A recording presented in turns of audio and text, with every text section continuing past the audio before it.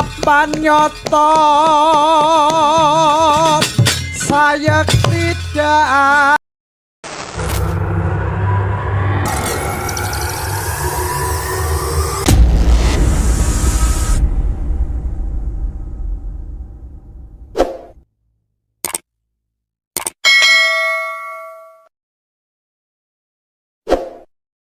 sekolahane pamrih apa mergo anak kuwi dudu investasi mung perkara bondo ning investasi donga. Besok wong tuwa nek wis murut kasedan jati, wong tuwa nek wis seda mergo menungso kuwi dudu ula ya ta. Nek ula iso nglungsungi, nek menungso kuwi gedhong ana kuncenana, wong mati mangsa wurunga. Sing ndongakne sapa nek ora anake. Wo ngono. Mula anak di sekolahane pula nganti tekan sarjana nek ora roh karo agama, jedot cara Blitar. Wo ngono. Rugi. Ayo ngestokake dawuhmu. Angka telu kewajibane wong tuwa ngrabekke anak. Nek wis telu ki tercakup wong tuwa wis ora oleh melu cawe-cawe urusane anak. Tegese anakku wis mandiring pribadi iso nata urip dhewe. Wah iya. Iya ya Mak iya. Yo ndonga bareng-bareng Nak. Muga-muga ana ing ambal warsa HUT hari ulang tahun SMA Negeri 1 Nganjuk ke-43.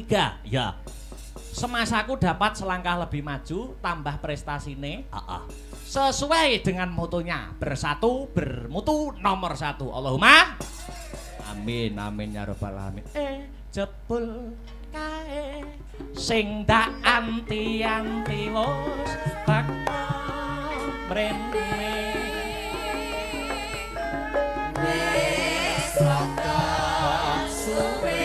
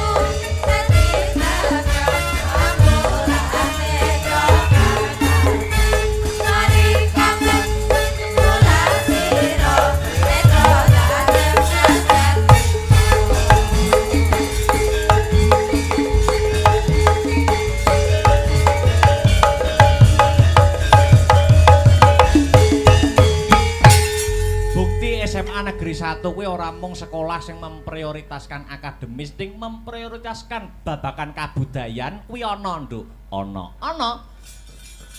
Aku ki duwe kenalan kanca-kanca dalang, pepunden-pepunden dalang. Heeh.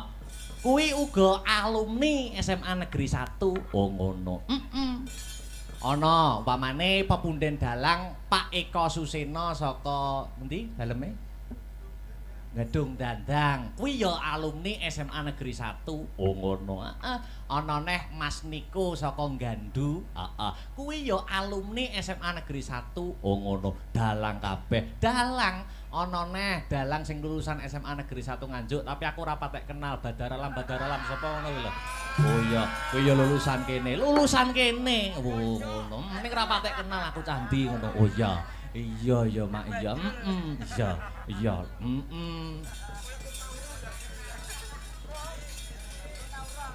Prestasine akeh SMA 1. Prestasine akeh yen tak waca ki nganti jam 7 isuk, mula ora tak waca wae. Oh iya.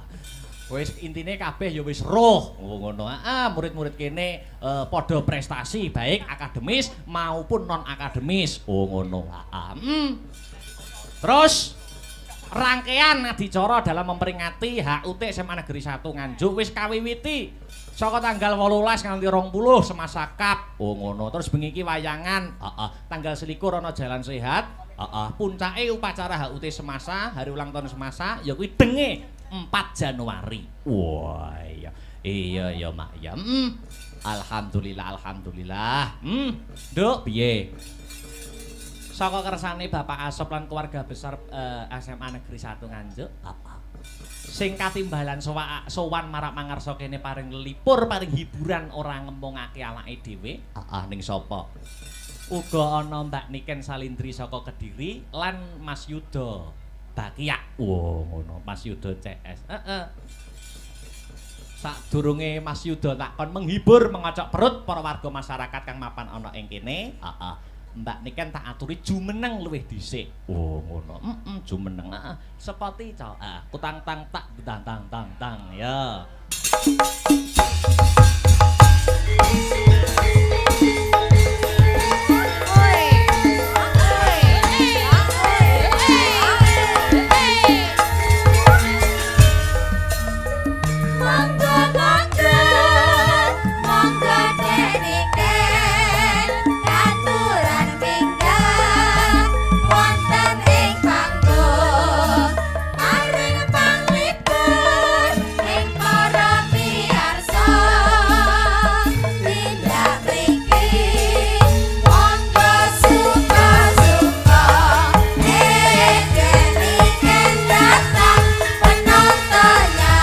Turun.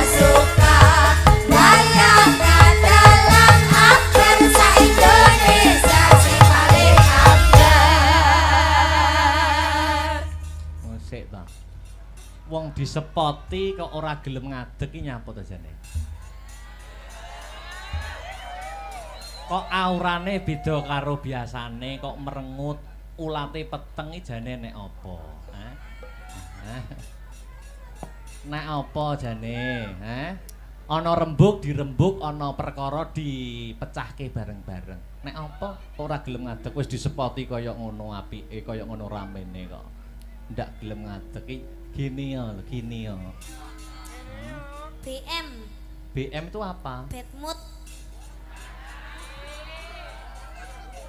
Lah ya bad mood iki kan mesti ada sabab musababnya. Napa bad mood?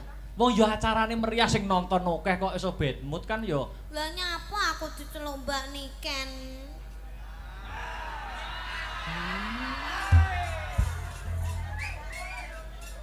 Aku ki mbasakne para penonton, mbasakne para penonton. Udah mau. Lho. Mbasakne para penonton iki kan nek nyeluk sampean ben sampean lebih terhormat kan Mbak dengan sebutan Mbak. Aku ki dudu nyeluk sampean secara pribadi, tapi ora sine nyeluk Mbak ini kene nek sing nunggoni to liyane aku.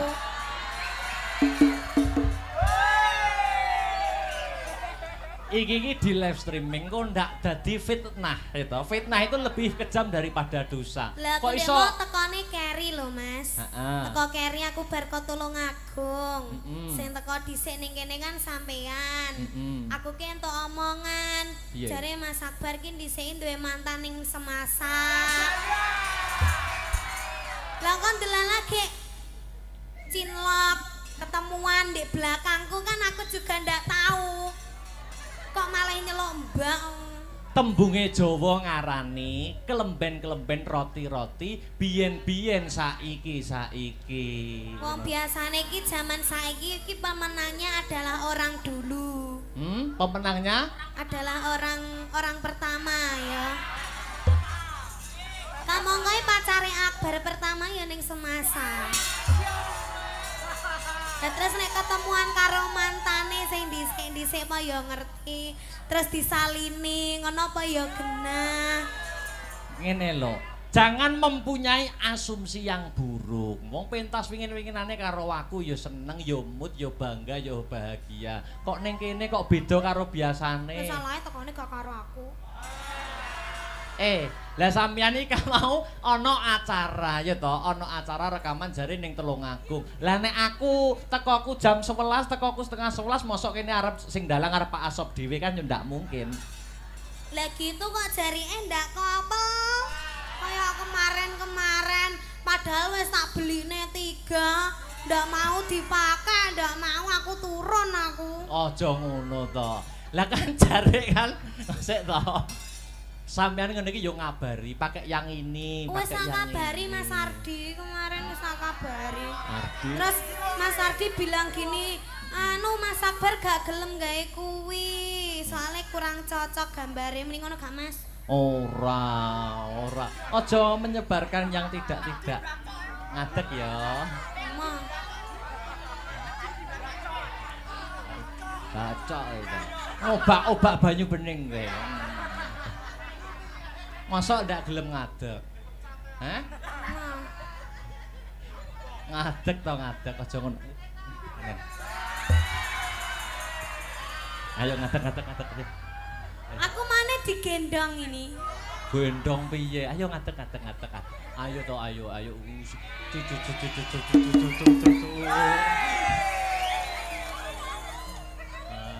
Lah ngene lho. Kene. Piye? Wis kene sik. Wis aja mayah-mayah teyus ya to. Wis kene. Maya Teyus. Wis ning kene. Ae. Ya ta, Dron. Sing nonton akeh mosok arep nesu kan malu to. Lah sing gare malu sampeyan lho. Lah nyapa kok iso aku iki lho, heeh. Dron penonton ning kene SMA 1 terus SMA 1 ki padahal tiap tahun wayangan yo bintang tamune sampeyan lho. Kok iso sampean kok mempermasalahkan lagi saiki ora biyen-biyen. Lah kan biyen orang gandeng aku toh. Lah kan biyen sik gandeng karo sapa mi kae? Sapa no. Sapa? Duh win anu. Oh ora. Ngene lho ngene. Aku kan yo tidak pernah toh mempermasalahkan masa lalumu. Lah ya aja sampe parep dadi peperangan dunia apa piye? Lah yo aku tidak pernah mempermasalahkan masa lalumu. Aku lah gak ndek masa lalu, kabeh lho tak ora tak akoni kae gur gimmick tok sing kae. Loh, aku tidak pernah mempermasalahkan niken biyen arep umpamane bahasane iki jatuh di pelukan orang yang salah. Aku boyo tahu ngomong ning ngono kan tidak. Ning sing penting ora biyen-biyen saiki membuka lembaran yang baru. Sing penting saiki niken wis ana regemane RM Akbar Syahalam.